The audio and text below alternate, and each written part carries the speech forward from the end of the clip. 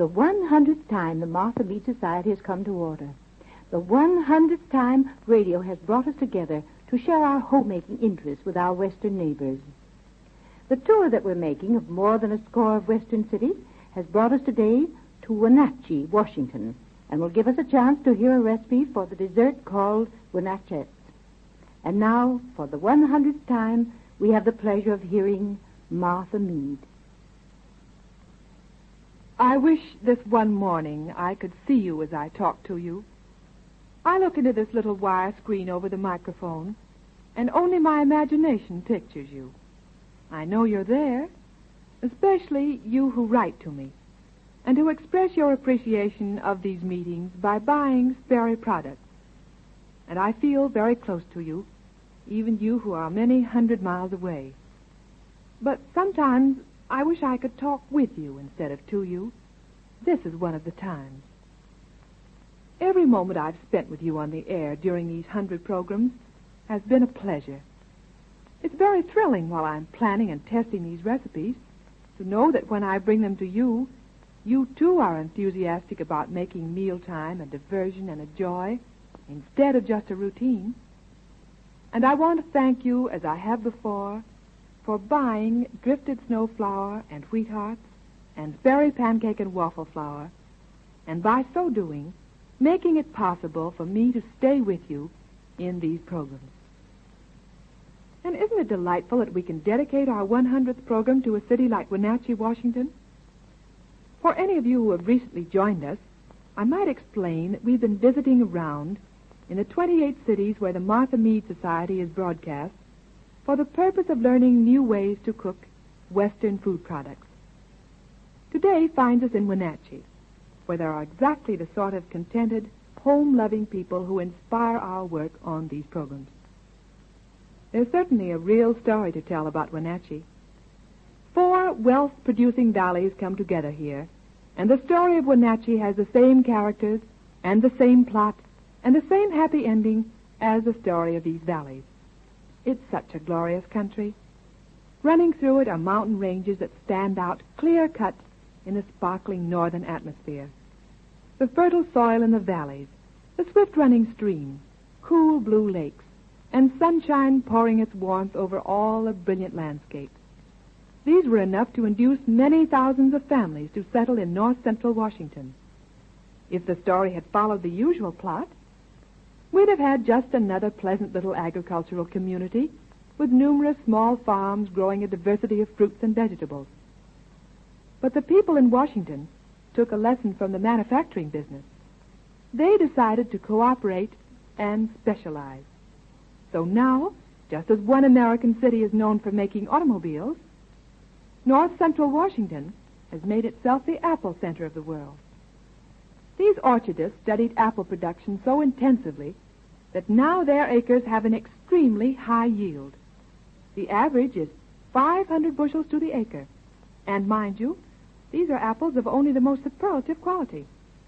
Here are grown for the delight of apple lovers everywhere the Wenatchee Delicious, the Winesap, Spitzenberg, Rome Beauty, Jonathan, and others.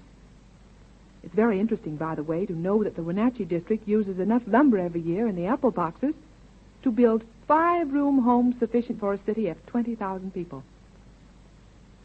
We've often talked of apple dishes on these programs, and I think we must all be daughters of Eve, because the apple recipes I've given you have been so popular. But with all our interest in apples, we haven't begun to appreciate their possibilities as our Wenatchee members do. How many of us would have thought of incorporating apples into sour cream tarts? Well, without trying to answer that question, I know we'll all make the tarts regularly from now on. And by the way, don't you agree with me that a sour cream pie filling is really better baked into tarts than in a large pie? Like everything extremely rich, this filling is most enjoyable eaten in small quantities. Perhaps you've never made a sour cream pie filling, but you certainly know what it is. It's that deep yellow filling like custard, only smoother and fluffier. At present market prices, sour cream is an economical ingredient. And of course you know that sweet cream can be made sour by adding a tablespoon of vinegar to a pint of cream and leaving it in a warm place for a couple of hours. Today, We're giving you the sour cream recipe with a novel addition of applesauce.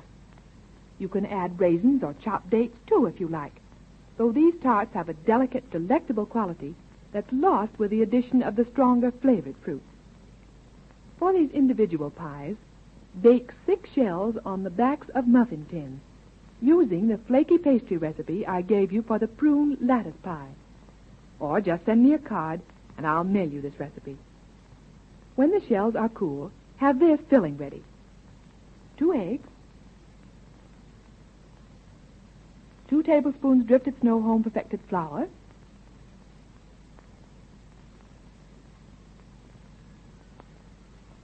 6 tablespoons sugar,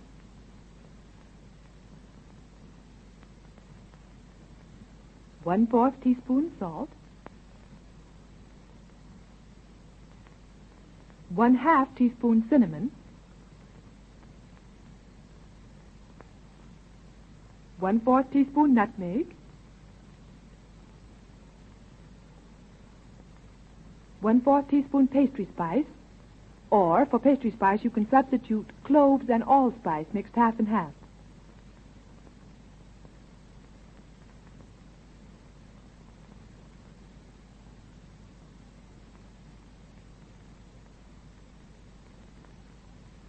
One cup sour cream,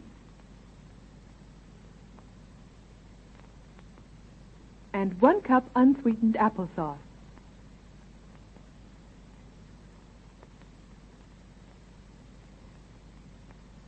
Now I'll repeat those.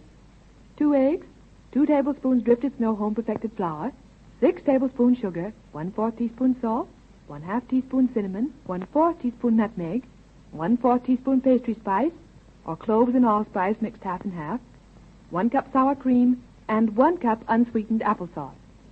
Before I give you the mixing directions, I might suggest that you make a note of this. When cooking apples for applesauce,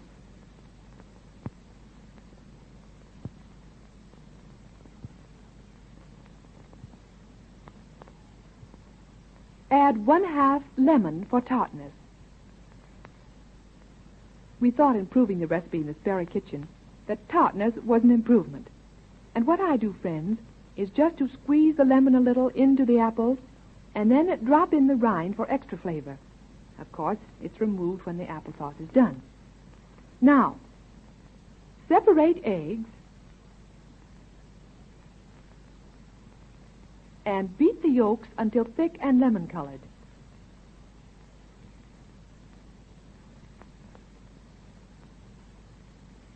You doubtless know that egg yolks thicken considerably as they're beaten and change color to a lemon yellow shade.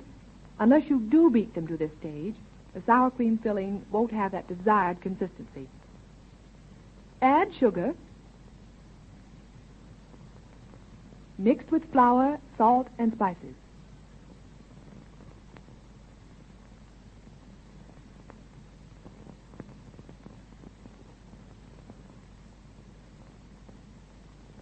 Add sour cream,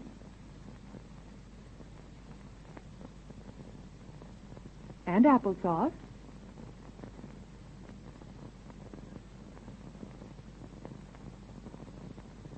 and thoroughly blend entire mixture.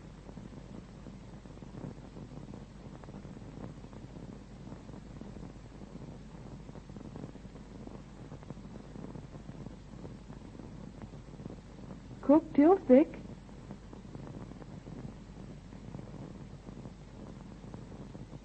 Over boiling water, stirring constantly.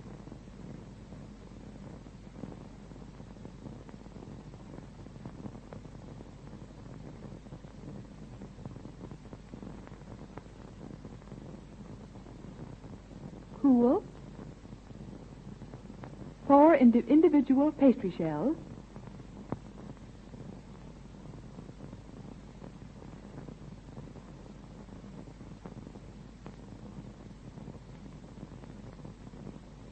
And cover with a nut meringue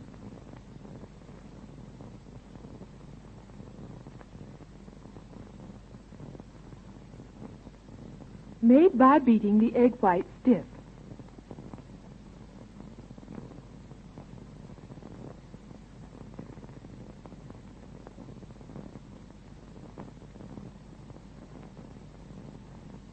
and adding gradually.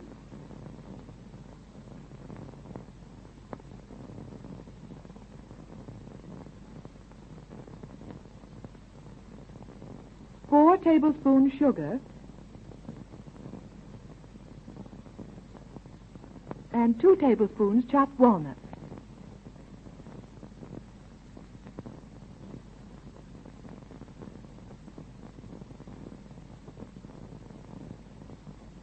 Bake in slow oven, 300 degrees,